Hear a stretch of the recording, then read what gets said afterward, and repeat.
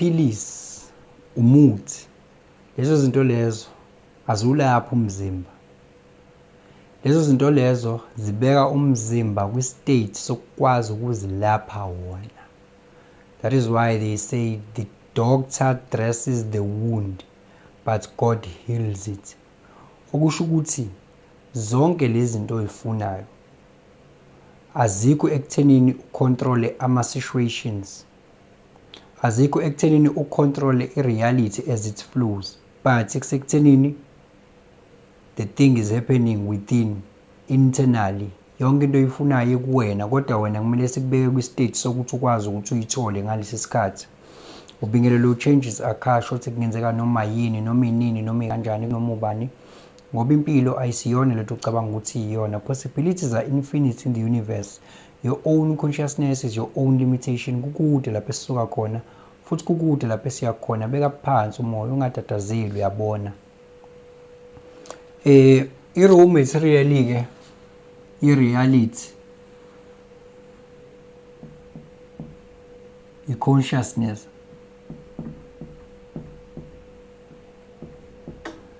I-consciousness is the ultimate reality there is there. Consciousness is the ultimate reality. Lokho kubonayo wena empilweni yakho uthi reality, it is a transmuted or cooked consciousness that is giving results. And into kumele uyazi nge-consciousness ukuthi i-neutral for each one of us. Neutral, it is a neutral energy. It is a neutral energy. Ukuze kukwazi ukuthi kube fair, kumele ukuthi ibe neutral. Bese ke kuba khona isimo somqondo. Umqondo wakho uwona odownload consciousness. Ngithi uyazi umqondo wakho une subconscious mind, bese futhi umqondo wakho uba nani, uba ne conscious mind. So you download the consciousness with your conscious mind. Download it. This is the input, and then you cook.